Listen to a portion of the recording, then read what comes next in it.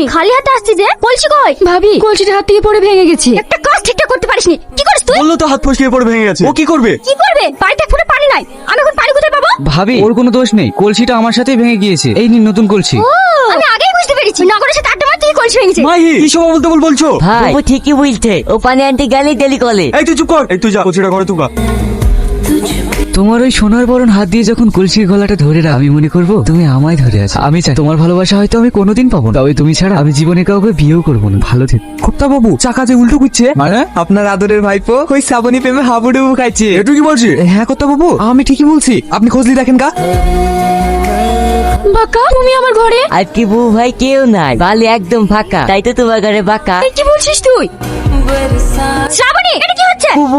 Actually আমার হাত ধরে থাকছে না। কি? এটা তোর কাছ থেকে আমি আশা করিনি। ভাই, চুপ কর তুই। লজ্জা নাই, ঘৃণা নাই, মান সম্মান কিছু রাখলো না। এই কথা যদি জানাজানি হয়ে যায়